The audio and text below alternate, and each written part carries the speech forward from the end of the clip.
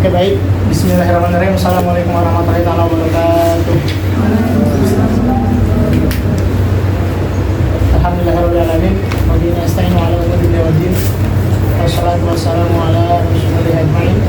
Amma ba'du. Alhamdulillah qadarna al-ihtifal fi hadzal masal mubarak. As-sa'an yaj'alallahu ma qara'na wa ma darasna wa ma talawna wa siratan ladaina amin amin wa alamin. Qabla bidayati ta'alumina naqra'u sama masail li Nabi Mustafa sallallahu alaihi wasallam wa li azwajihi wa li ahli baitihi wa li ashabihi wa li jami'i masyayikhina wa masyayikhikum wa li mu'allifina kitab wa li abaina wa ummahatina wa li muslimin wa muslimat fi kulli makan naqra'u sama masail al-Fatihah. A'udzubillahi minasyaitonir rajim. Bismillahirrahmanirrahim.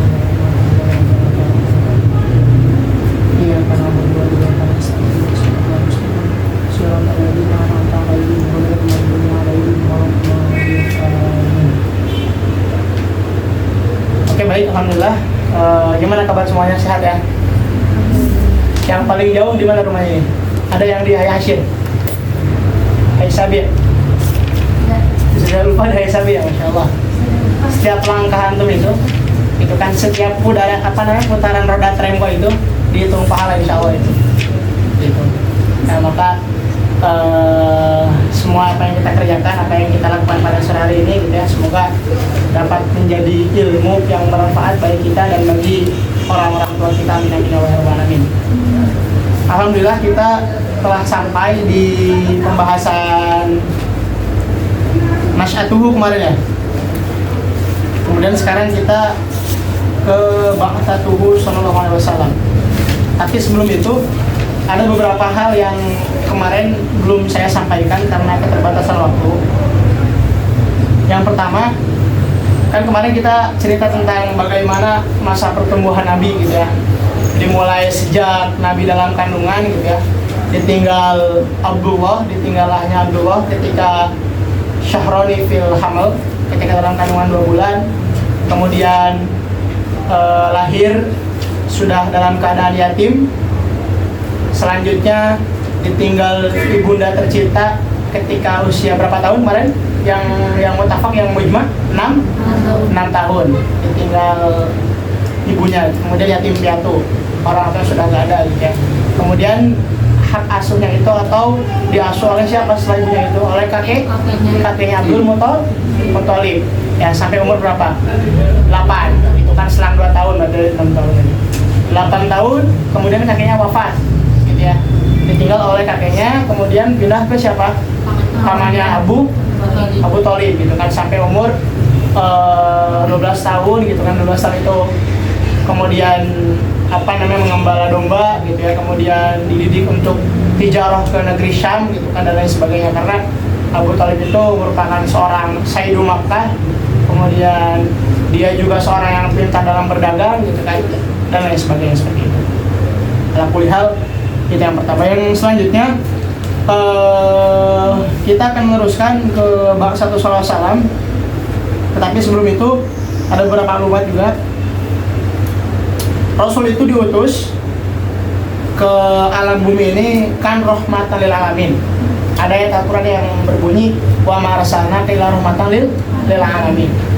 Al-alam itu gitu ya, alamin itu ada yang mengatakan ismun jama', ada juga yang mengatakan itu jama'. Apa mufradnya? Alam gitu kan. Apa itu tarif alam? Kullu masyiwal. Jadi segala sesuatu selain Allah Subhanahu wa taala itu disebut alam. Baik itu bangsa jin gitu kan, bangsa malaikat, al-jannah, wan-nar, dunia dan lain sebagainya, itu semua alam. Seperti itu. Nah, jadi Nabi itu diutus untuk siapa ya? Untuk seluruh umat ini gitu, untuk seluruh alam ini. Kemudian yang kedua, menceritakan tentang, kemarin saya bercerita tentang ketika Rasul berhijrah ke negeri Syam gitu ya. Kan yang pertama juga ketemu rohib, yang kedua juga ketemu rohib. Nah, rohib yang pertama sama yang kedua itu beda. Jadi yang pertama itu rahib Bahiroh namanya. Kemudian yang kedua itu beda lagi rohibnya. Cuman tetap rohib itu kan pendeta gitu ya, pendeta Nasrani yang mana dia itu memutuskan segala interaksinya bersama masyarakat luar untuk beribadah gitu ya, untuk beribadah di saumaahnya atau di tempat peribadatannya gitu, seperti itu. Nah, di yang kedua ini kan di situ dikatakan dalam halaman 12 itu, kalau misalkan antum pakai nusul yang ini gitu ya. Qala al-musannif rahimahullahu ta'ala wa nafa'ana bi ulumin fi daril amin min Allah rabbil alamin, halaman 12 itu kan faqala rahib ma nazala tahta hadhihi syajarah qatun illa lin nabi wa kana maisara yaqul idza kanat al-hajira wa ashtataha nazala malakan min as-sama' anzuruhuma bi yudillani.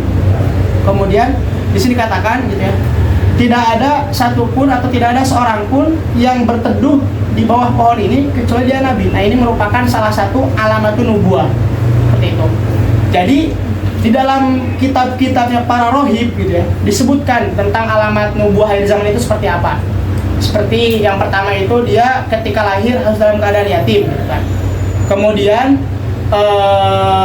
ada seseorang yang berteduh di pohon ini gitu kan, dekat tempat peribadahan Suraim ini, itu merupakan alamat nubuwah juga.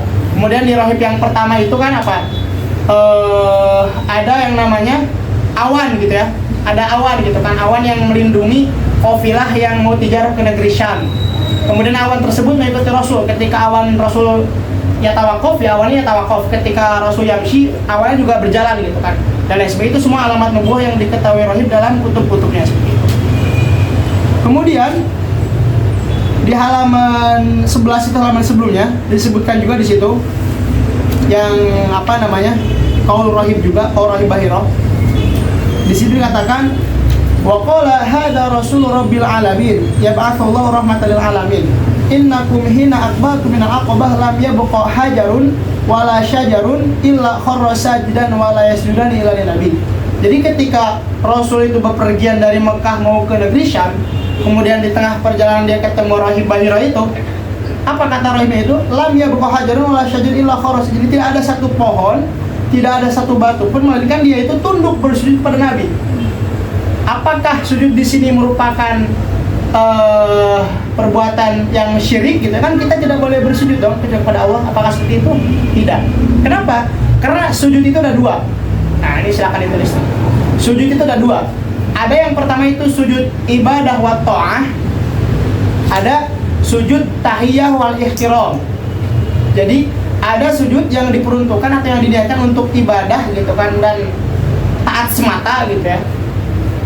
Yang kedua ada sujud yang mana dia itu hanya untuk tahiyah, suatu salam atau penghormatan, wal ihtiram gitu kan, seperti itu.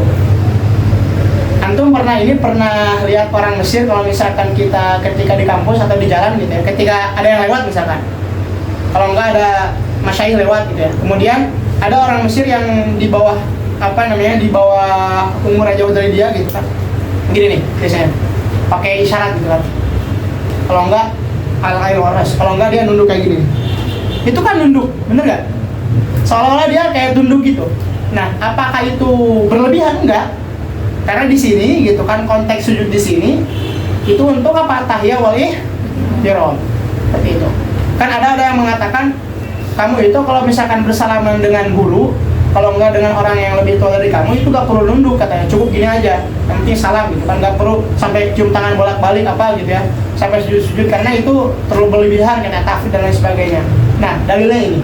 Jadi boleh kita itu tunduk gitu kan kepada siapapun dengan alasan tunduk tersebut dengan alasan tahiyah wal ihtiram. Itu yang pertama itu. Kemudian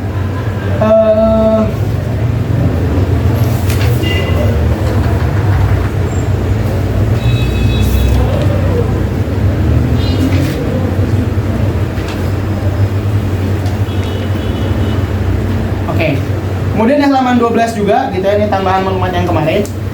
Di situ dikatakan walamma balagha sallallahu alaihi wasallam 35 sanatan syahida bunyanal Ka'bah wa wada'al hajar al-aswad biyadihi. Jadi ketika Rasulullah SAW berumur 35 tahun menyaksikan renovasi Ka'bah gitu kan. Renovasi Ka'bah atau pembangunan Ka'bah itu ada berapa kali? Kalau misalkan kita merujuk ke kitab Uyunul Athar karya Ibnu Sayyidinas juga, induknya kitab ini, ada 5 kali. Jadi Ka'bah itu dari awal dibangunnya sampai sekarang ada 5 kali. Yang satu apa namanya dibangun di awal gitu kan. Pembangunan yang pertama itu 1 kali, yang keempat itu sebenarnya renovasi, kalau enggak pembaharuan lah gitu. Oke, saya sebutkan biar jelas gitu kan. Yang pertama itu al-marot al-ula, jadi khamsu marot gitu kan. Kam marotan bunyal Ka'bah, ini nanti biasanya yang usul nanti keluar di soal ujian. Yang pertama itu hina bana Syed ibnu Adam alaihissalam. Jadi yang pertama itu dibangun atau diletakkan pertama kalinya itu oleh Syed ibnu Adam gitu kan. Oke. Jadi di zaman Nabi Syed ibnu Adam alaihissalam. Yang kedua, hina banaha Ibrahim alaihissalam. Yang kedua itu kan oleh Nabi Ibrahim alaihissalam.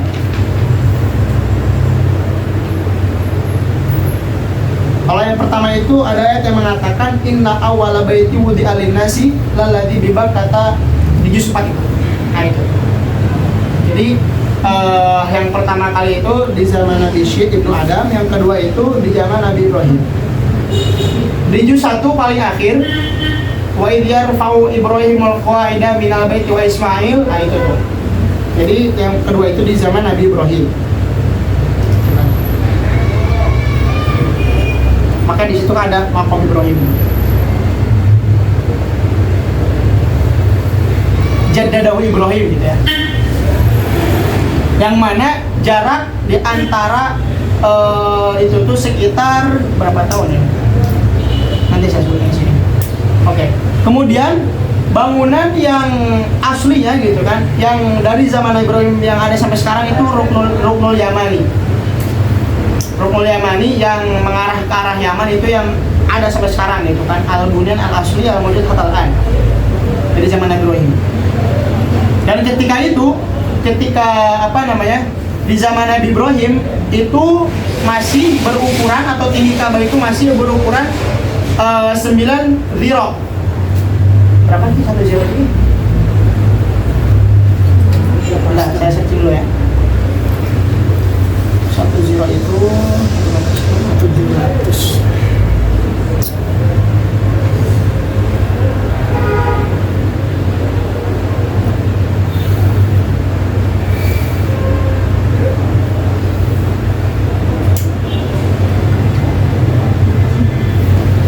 Satu zero itu kalau misalkan di sini sekitar setengah meter, berarti 50 cm.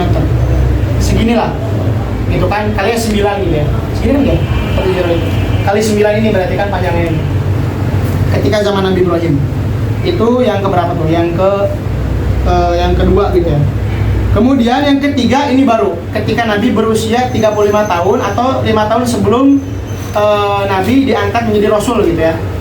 Siapa yang membangunnya? Quraisy. Hina banat Quraisy bi khamsati awam qabla bi'tsati Rasul.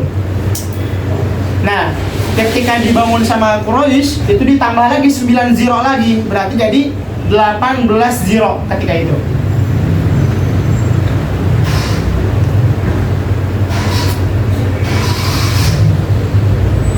Oke. 5 tahun sebelum masa kenabian. Kemudian yang keempat, kan tadi yang pertama ketika zaman Nabi Adam gitu kan, Nabi Syed ibnu Adam, yang kedua Ibrahim, yang ketiga 5 tahun sebelum kenabian, yang keempat itu fi ahdi Khalifah Az-Zubair.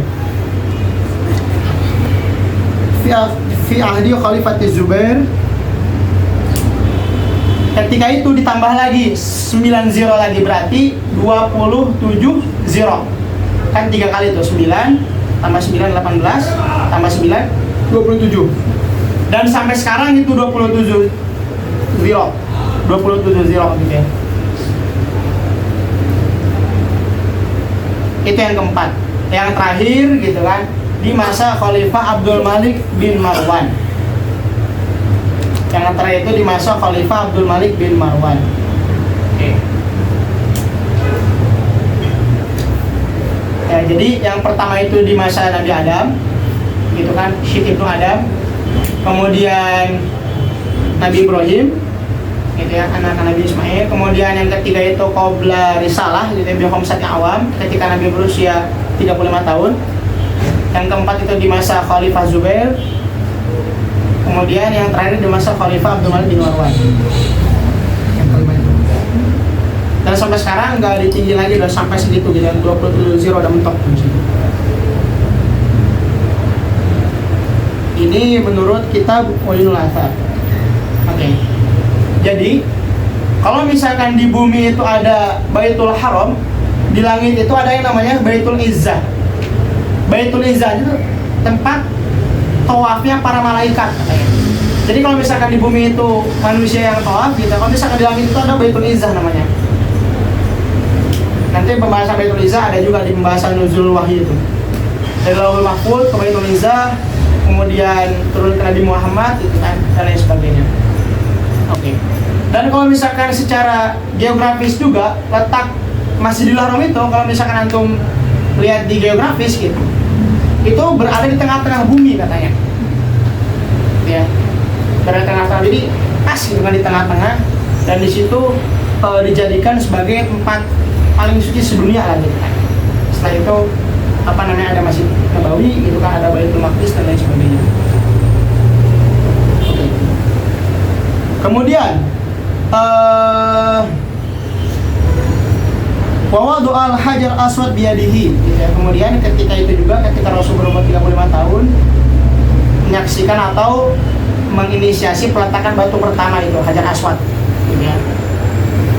Hajar Aswad itu sebelumnya katanya karena bayadun, karena sebelumnya itu putih sebenarnya. Itu kan min hijratul jannah gitu ya, dari surga. Kenapa kok soro aswad? Katanya itu kotor atau hitam itu karena dzunubun nas, karena dosa-dosa manusia jadi kotor. Gitu. Dan menciumnya itu merupakan sunnah katanya. Gitu kan? Yang yang hadis Umar itu. Jadi kalau misalkan Nabi gak nyium Hajar Aswad, saya gak akan melakukannya gitu. Tapi karena Nabi nyium, ya saya akan melakukannya gitu. Dan katanya juga, kata Maulana Syekh Isyaq itu, ciuman tersebut jadi saksi di akhirat gitu. Tersebut akan jadi saksi, oh si Anu pernah takbir ke saya gitu kan, dan lain sebagainya. Gitu. Ya.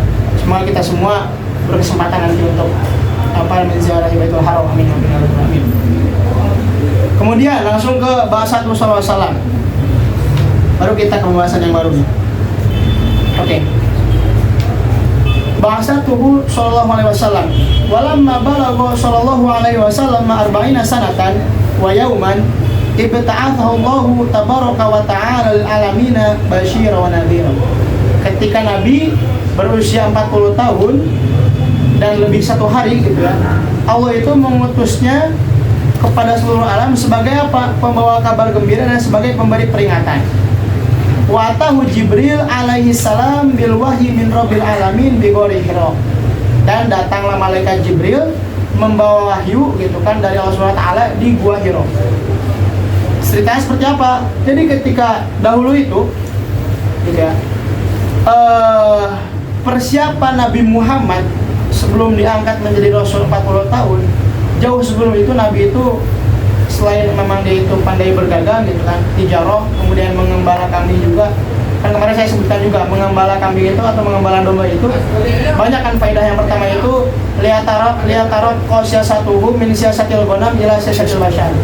Agar siasat mengembala kambingnya itu dia menjadi latihan atau menjadi batu loncatan dia untuk mengorganisasi atau mengatur manusia. Yang kedua itu, mengembala kambing itu kan butuh ke pelosok gitu ya, butuh ke hutan gitu, biar menumbuhkan jiwa tawadu atau rendah hati, sabar juga dan lain sebagainya. Nah, selain itu Nabi itu juga hubbiba ilahi al-khala. Jadi Nabi itu juga suka berkholwat gitu, atau suka berkontemplasi, menyendiri gitu kan. Di mana? Dari rumahnya gitu kan. Kemudian dia biasanya pergi ke ke atas bukit gitu ya, ke paling ujung, namanya ada Jabal Nur. Di situ ada gor, namanya Gor Hira. Apa itu Gor Hira? Gor Hira itu artinya kan hufrah sabira. Jadi ada suatu lubang kecil gitu. Itu namanya gor. Terus apa bedanya sama Al-Kahf? Apa itu Kahf? Al-Kahfi gitu kan. Kahfi itu dia hufroh kabiro. Kalau misalkan Gor itu dia hufroh sobiro, kalau misalkan Al-Kahfi itu dia hufroh kabiro. Itu bedanya. Nah, jadi Nabi itu sebelum 40 tahun itu udah suka berkontemplasi gitu kan. Untuk apa? Untuk ta'ammul. Untuk apa? Untuk tadabbur, untuk tafakur. Karena salah satu bentuk ibadah gitu kan, sesuai ajaran Nabi Ibrahim gitu ya, itu apa? Itu bertafakur kepada seluruh ciptaan Allah Subhanahu wa taala. Karena ketika kita melihat gunung misalkan, melihat awan, melihat alam, melihat segala jenis ciptaan Allah Subhanahu wa taala, kita itu mikir. Karena apa? Ketika kita itu mentafakuri ciptaannya, otomatis kita akan berpikir bahwa oh ini ada yang menciptakan. Siapa? Allah Subhanahu wa taala. Seperti itu. Dan kebiasaan orang-orang filosof gitu kan. Gitu ya. Kalau misalkan antum crossing di buku-buku filsafat itu, orang-orang cerdas itu, orang-orang filosofis itu, dia itu apa namanya? Suka menyendiri gitu. Untuk memikirkan suatu pemikiran yang mana itu menjadi solusi bagi problematika masyarakat umumnya. Sama Nabi juga seperti itu gitu. Nabi juga hubbiba ilaihi al-khala sebelum umur 40 tahun. Nah, ketika umur 40 tahun lebih 1 hari ya, ketika itu Nabi sedang berkhalwat di Gua Hira, tiba-tiba apa? Datang malaikat Jibril. Habis itu wandamma ilaihi dhamman syadidan. Nabi itu kayak dipeluk gitu, kayak digenggam gitu kan dari belakang sama malaikat Jibril.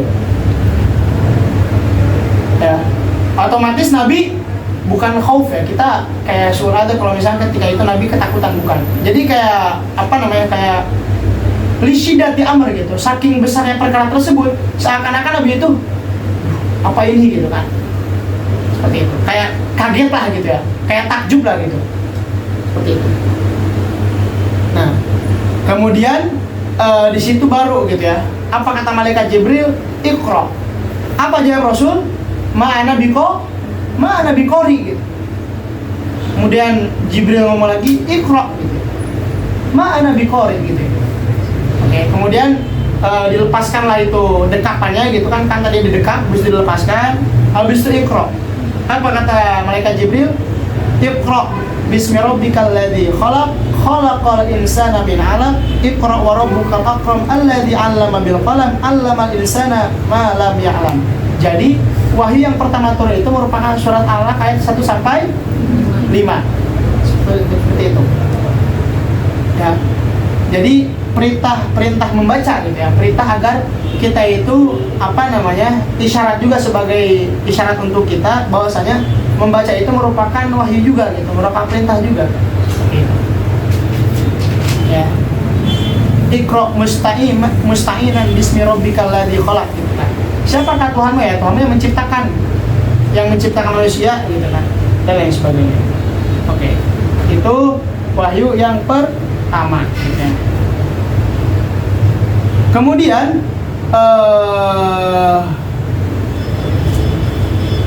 wa kana mabda'un nubuwah fi ma dzukir yaumal itsnin tsamin syahri rabiul awal.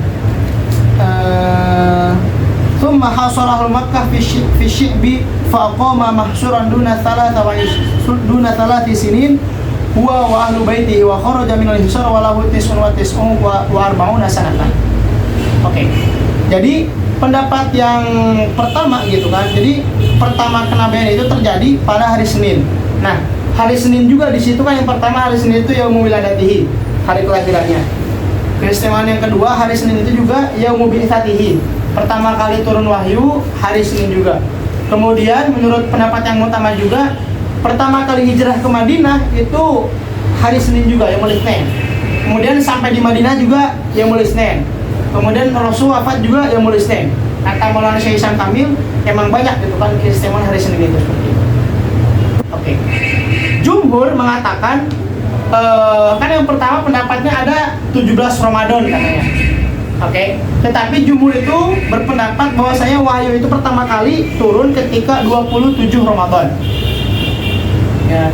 Jadi banyak perbedaan pendapat di sini. Oke, itu untuk apa namanya peristiwa turunnya wahyu pertama di bulan Rabiul Awal gitu kan. Kemudian selepas turun wahyu tersebut, jadi ada beberapa fatroh dakwahnya Nabi gitu ya. Yang pertama itu ketika setelah Nabi menerima wahyu pertama, kan Nabi itu yang pertama dakwah secara sirron. Apa itu secara sirron? Secara diam-diam. Kemudian secara jahron, secara terang-terangan gitu kan. Karena ada yang mengatakan di masa-masa pertama dakwahnya itu wa anzir ashiratakal aqrabin gitu ya, sesuai ayat Al-Qur'an itu. Nah, yang pertama itu selama 6 bulan Nabi berdakwah secara sir. Oke. Jadi fase pertama dakwah Nabi itu secara sir. Berapa lama? Sittatu ashhur. Kita selama 6 bulan. Siapa yang dia dakwah pertama kali? Yang pertama itu Abu Bakar As-Siddiq gitu ya, dari kawan yang paling dia cintai gitu, yang paling dekat dengan Rasul, Abu Bakar As-Siddiq. Kemudian minan nisa siapa? Sayyidah Khadijah gitu ya. Kemudian ada 4 anaknya. Siapa aja yang pertama? Anak perempuannya ya.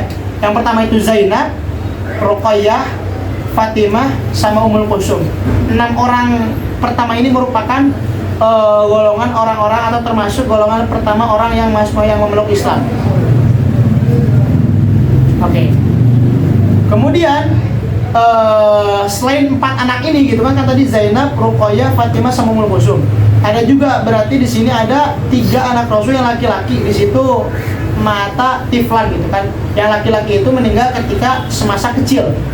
Jadi lam yudrik al-Islam gitu, belum menemukan Islam. Cuman yang perempuan itu adrok al-Islam, yang perempuan itu semuanya merasakan Islam dulu gitu ya. Siapa anak Rasulullah yang dari Khadijah itu yang laki-laki? Namanya itu Ibrahim, Al-Qasim, sama Abdullah.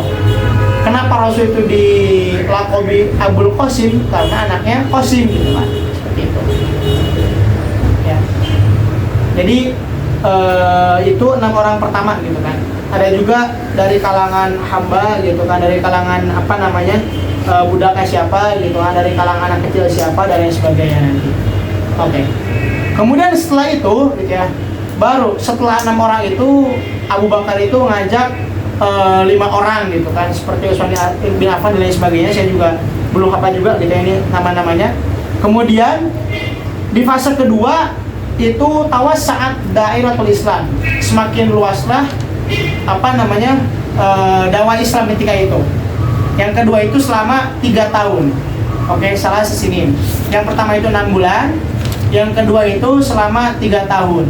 Itu fase dakwah sirnya gitu kan, makin luas lah itu ya, banyak gitu yang memeluk Islam.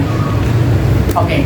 Setelah 3,5 tahun tersebut, atau setelah 3 tahun 6 bulan tersebut, baru di situ turun perintah Allah yang mengatakan apa?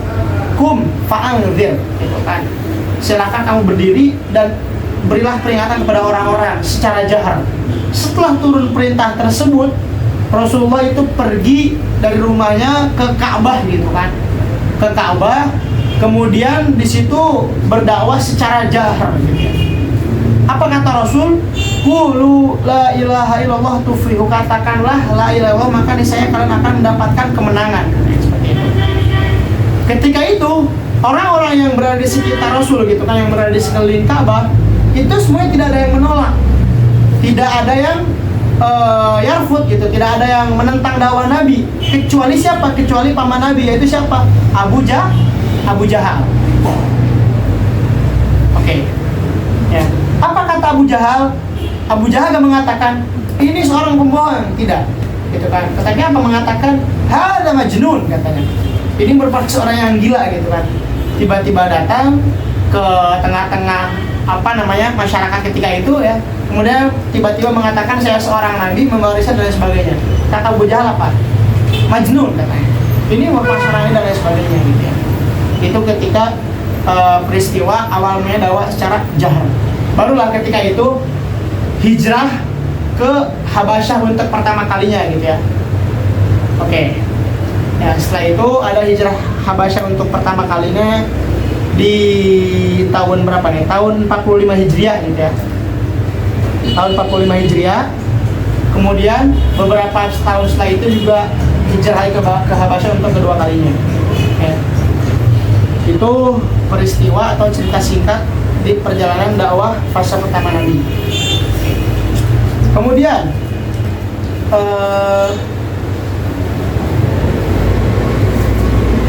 thumma hasaru ahlu Makkah fi syi'bi faqama mahsuran duna thalatha sinina wa ahlu baitihi wa kharaja min al-hasar lahu wa tis'una wa arbuna sanatan. Berarti ketika itu tahun 46 di sini berarti kemudian setelah itu gitu kan Nabi itu dikepung gitu ya, dikepung oleh para penduduk kafir Quraisy. Kemudian Nabi itu berlindung di salah satu Syihab. Apa itu Syihab? Bentar, saya apa namanya? Kemarin saya udah nulis gitu kan tentang Syihab ini apa artinya semoga. Saya cari dulu.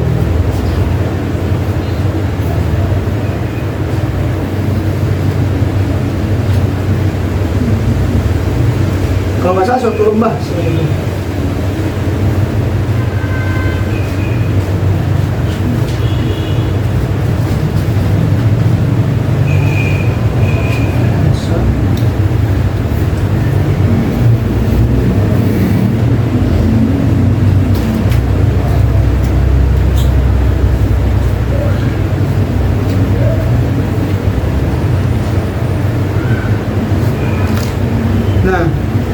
Jadi para penduduk Mekah gitu kan, setelah kejadian tersebut ketika Nabi itu dakwah secara jahar gitu kan, kemudian terjadi hijrah yang pertama sampai yang kedua, kemudian setelah itu terjadilah pengepungan terhadap Rasulullah selama kurang lebih 3 tahun. Oke. Kemudian Syihab itu merupakan suatu lembah yang terletak di antara gunung Abu Kubaishi dan gunung Khandamah dan Jabal Khandamah. Oke. Syihab itu merupakan suatu lembah gitu kan, di sini namanya Syihab Abi Thalib namanya. Merupakan suatu lembah yang terletak di antara dua gunung gitu ya, gunung Abu Kubaishi sama gunung atau Jabal Khandamah. Oke. Berapa tahun dikepungnya itu? Selama kurang lebih 3 tahun. Oke. Kan tadi saya katakan hijrah yang pertama itu tahun 45 gitu ya. Ketika Rasul berumur 45 tahun. Kemudian hijrah yang kedua itu ketika Rasul berumur hijrah ke Habasyah yang kedua itu ketika Rasul berumur 46 tahun. Kemudian 3 tahun dikepung dan akhirnya Rasul itu bisa keluar dari kepungan tersebut gitu ya. Ketika Rasul berumur 49 tahun. Wa kharaja minal hisar gitu ya. Rasul berhasil keluar dari pengepungan tersebut ketika berumur tis'un wa arba'una sanah, ketika berumur 49 tahun.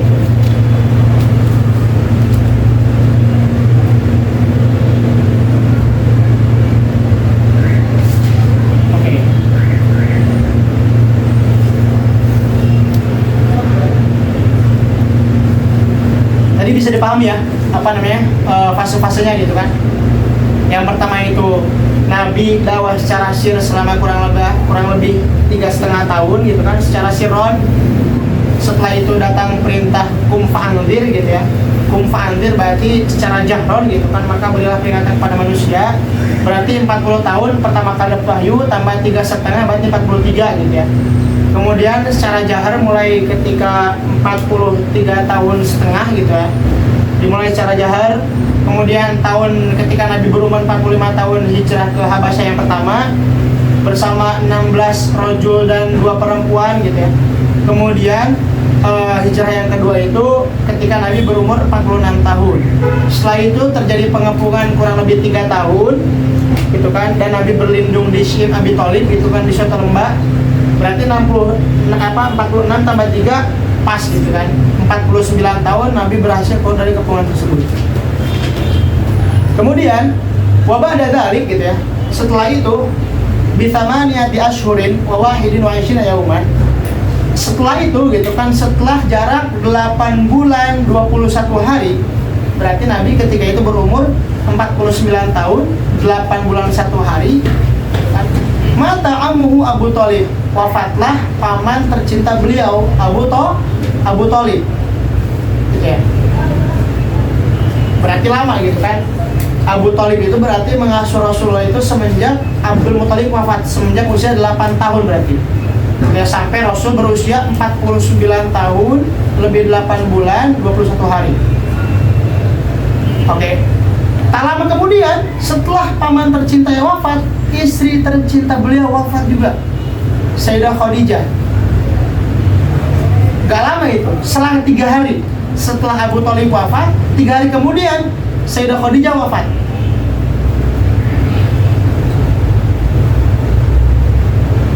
Oke, maka tahun tersebut disebut sebagai apa? Amul Huzn, tahun kesedihan. Ya, alangkah berjuangnya Rasul itu bagaimana? Sallallahu alaihi wasallam. Kemudian walamma balagha sallallahu alaihi wasallam 50 sanatan wa 3 ashhurin qadima alaihi jinnun nasibaini fa aslamu. Ketika Nabi berumur 50 tahun lebih 3 bulan gitu ya, datanglah kepada dia sekelompok jin nasibaini fa aslamu. Ada sekelompok jin tersebut berasal dari nasibain. Nasibain itu kemarin saya searching apa ini?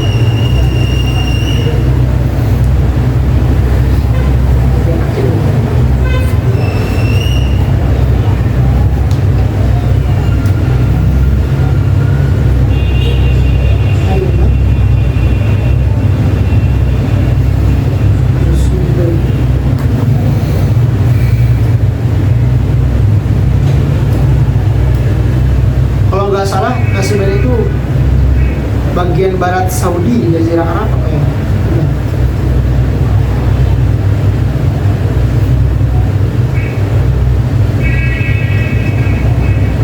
Oh enggak. Nasibain itu katanya jin yang berasal dari perbatasan Suriah katanya. Perbatasan bagian atas Saudi berarti kan? Bagian Turki, Suriah dan lain sebagainya gitu. Itu jin Nasibain datang kepada Rasul gitu kan, kemudian fa'aslamu, kemudian dia memeluk Islam. Oke. Ada footnote di situ. Kalau misalnya antum lihat di buku Nurul itu, apa itu Nasibain? Madinah atau kalimah di Turki gitu kan, benar. Berarti di dekat Turki. Yang mana taqau baina an-nahraini alal hudud Suriah, yang mana dia itu terletak di antara sungai dekat perbatasan Suriah gitu ya. Seperti itu. Fa'aslam. Ada fotonya nggak di buku itu? Ada kan? Oke. Kemudian yang kedua, walamma balagha sallallahu alaihi wasallam 51 sanatan wa 9 ashhurin usriya bihi min baini Zamzam wal maqam ila Baitul Maqdis. Oke. Ketika Rasul berumur 51 tahun dan 9 bulan, di situ baru dimulai perjalanan yang mulia gitu ya.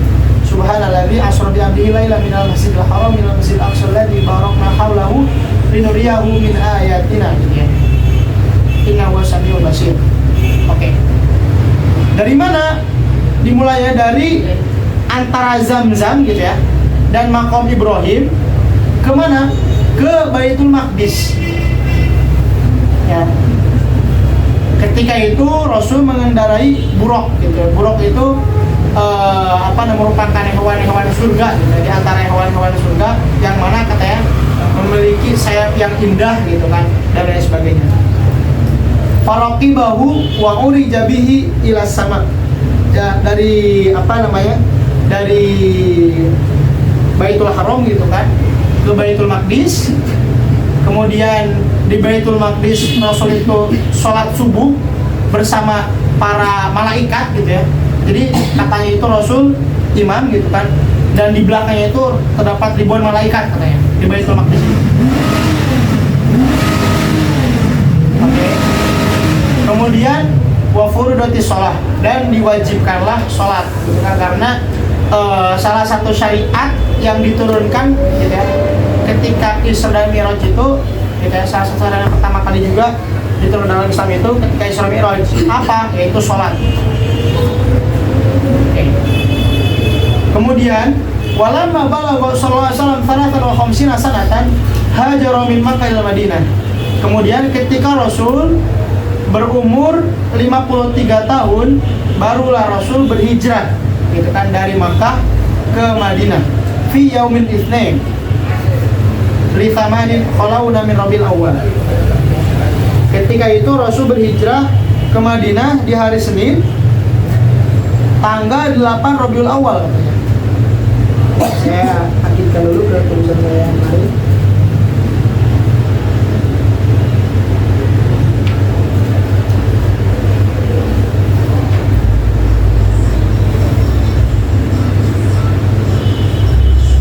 Oke. Jadi Rasul itu hijrah tanggal 8 Rabiul Awal hari Senin gitu kan. Kemudian sampai di Madinah itu hari Senin juga. Ya. Padahal kalau Madinah yaumul itsnain faqama biha asyra sinin sawa'an wa tafsirasa. Kemudian tinggal di Madinah selama 10 tahun. Oke. Berarti berapa lama fase dakwah Rasul di Mekah? Berapa tahun berarti? 13 tahun. Kemudian di Madinah selama 10 tahun. Gitu ya. Silakan antum jumlahin, berarti 40 tambah 23 sekitar 63 tahun gitu kan, sampai Nabi wafat, itu kurang lebih seperti itu. Ya. Wa fi bari hadhihi tawarikh khilafun bain ahli naql wa dzakarna minhu ma hasarnahu minha fi kitab Muslimun Nasrawi. Kemudian terdapat juga beberapa perbedaan pendapat gitu kan menurut para ahli sejarah gitu ya. Tetapi yang kita sebutkan di sini gitu kan, tanggal, hari dan lain sebagainya, itu merujuk ke kitab Ibnu Saidinas gitu kan, yang mana menjadi kitab dari kitab Nurul Uyun ini merupakan kitab Uyunul Athar gitu kan namanya. Oke, jadi sejarah itu kan biasa gitu kan, dia kadang nggak bersifat valid juga gitu ya, karena banyak riwayat-riwayat yang yang berbeda gitu. Itu untuk secara singkat gitu kan, bagaimana awal Bi'tsah Rasul sampai cerita Isra Mi'raj gitu. Untuk lebih tafsir nanti saya ceritakan di pertemuan selanjutnya Isra Mi'raj. Ya. Kemudian kita akan balik sebentar ke pembahasan tadi gitu ya. Kata Maulana Syekh Ihsan Kamil itu awalu ayah fil Islam gitu kan, ayat yang pertama kali diturunkan gitu kan, awal manazal fil Quran itu kan Iqra bismi rabbikal ladzi khalaq gitu kan, sampai ayat kelima. Kemudian ada akhir ayat juga. Akhir ayatnya apa? Ayat yang terakhir diturunkan itu ayat Al-Baqarah gitu kan, sebelum ayat Dain. Apa bunyinya? Wattaqu yauman turja'una fihi ilallahi tsumma tuwaffa kullu nafsin ma kasabat wa hum la yuzlamun gitu ya. Nah, di sini ada isyarah gitu, ada pesan tersirat di sini. Yang pertama itu kan pesan tersirat itu dakwah lil ilmi wal qiraah. Jadi seakan-akan itu menyuruh kepada umat manusia gitu kan, untuk apa? Untuk perbanyak membaca gitu kan, agar berilmu gitu kan, agar belajar. Nah, yang kedua itu dakwah apa? Li adami zulm gitu kan. Wahum la yuzlamun, itu kan akhirnya wahum la yuzlamun kan. Biar orang-orang atau biar mereka itu tidak dizolimi lah gitu. Jadi dua asas dalam Islam itu, kalau enggak Islam itu akan hancur gitu kan tanpa dua asas ini. Apa? Al ilmu sama al adlu gitu kan. Adlu itu kan didulem gitu ya. Adil itu merupakan bisa kita katakan lawan dari kata zolim lah gitu kan. Karena zolim itu kan menempatkan sesuatu bukan pada tempatnya, tapi adil itu merupakan bijak gitu, sesuai pada tempatnya. Nah, ilm sama adil itu merupakan dua perkara yang penting dalam Islam gitu. Karena apa? Karena kita itu bisa menghancurkan Islam dengan apa? Dengan kebodohan, dengan al-jahal di dunia ilm, sama dengan kezaliman seperti itu. Seperti apa yang terjadi di akhir-akhir sekarang ini gitu kan. Kezaliman di mana-mana, kemudian kebutaan terhadap ilmu di mana-mana gitu kan, buta huruf dan lain sebagainya. Itu merupakan suatu perkara gitu kan, yang mana wajib kita perhatikan dan kita waspadai karena merupakan wahyu pertama kan. Kemudian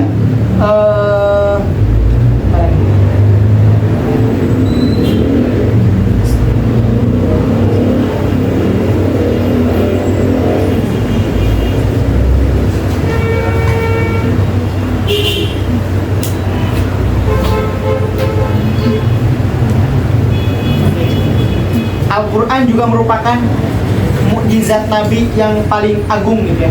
Jadi di antara mukjizat para Nabi itu semua dari zaman Nabi Adam gitu kan sampai yang terakhir Nabi Muhammad SAW, mukjizat yang paling agung dan yang bakok gitu kan, yang buka sampai sekarang itu, bahkan sampai nanti hari kiamat gitu kan, bahkan nanti sampai di akhirat juga, itu Al-Quran ya. Karena Al-Quran ini merupakan sesuatu atau merupakan kitab suci yang paling banyak memiliki keistimewaan.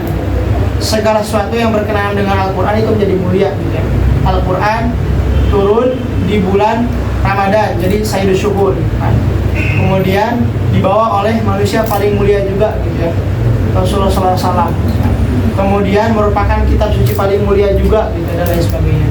Maka kita sebagai umatnya gitu kan harus memuliakan Al-Quran dengan cara apa? Dengan cara membacanya, dengan cara memahaminya, dengan cara menghafalnya gitu kan, agar apa? Menjadi hujatan lana gitu, akan menjadi hujah yang menolong kita, bukan menjadi hujatan alaina, bukan jadi hujah yang menentang kita, yang mencelakakan kita gitu, seperti itu.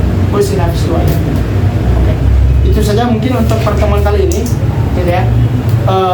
Astaghfirukum minal akhta gitu kan, saya minta maaf kalau misalkan saya ada kesalahan gitu kan, kemudian saya terlambat juga tadi gitu, kurang persiapan. Tadi saya kebetulan habis kumpul gitu di Romah gitu kan, kumpul kumpul media gitu ya, kemudian langsung ke sini. Dan insya Allah gitu kan, apa yang kita pelajari nanti saya tafsir di pertemuan selanjutnya seperti itu. Ya, antum milih nih, mending kita itu baca sekali pertemuan dapat satu, kalau enggak 2 lembar gitu ya. Kemudian penjelasannya kayak tadi gitu kan, gitu ada penjelasan tafsirnya. Atau mending kita sekali pertemuan misalkan dapat 10 halaman gitu, dapat 10 lembar gitu kan, tapi kita baca aja gitu, kita artiin aja, gak kita jelasin. Mending gimana? Ini yang pertama. Jadi ini tersantung gitu, kalau misalnya memang kita pengen cepet hatam, bisa aja kita baca gitu kan, kayak Mabar Muqarrar gitu. Atau Mabar Muqarrar sekali pertemuan target nih gitu ya, satu Muqarrar ada 300 halaman, berarti satu kali pertemuan harus 50 halaman gitu, biar 6 pertemuan tuh udah beres gitu. Bisa aja gitu kita ngebut gitu kan, cuman setelah kita baca kosong gitu, gak ada apa-apanya gitu. Jadi kita mending kita bahas dikit-dikit, tapi ada yang masuk gitu kan, ada yang dicatat, ada yang ini bisa antum merujak juga di YouTube gitu ya, daripada kita dapat banyak gitu kan, cuma artinya aja gitu, seperti itu. Ya. Itu mungkin untuk pertemuan kali ini, kurang lebih mohon maaf gitu kan. Sekarang jam 7:30 gitu ya, kurang lebih. Astaghfirukum minal akhta. Mungkin setelah ini yang mau bertanya silakan bertanya gitu kan. Kalau misalnya saya bisa jawab, misalnya saya jawab dan lain sebagainya. Oke. Alhamdulillah. Alhamdulillahirabbil alamin. Naqra dua ba'da ta'allum Allahumma qad istaudanaka ma'alam tanawu fadlu ilaina inda hajatina ila yawmin qalbi Allahumma anfa'na ma 'allamtana wa 'allimna ma yanfa'una warzuqna 'uluman tanfa'una fid dunya wa fil akhirah. Naqra kafarat majlis, subhanallah wa bihamdika, asyhadu an la ilaha illa anta astaghfiruka wa atubu ilaik. Wassalamualaikum warahmatullahi taala wabarakatuh.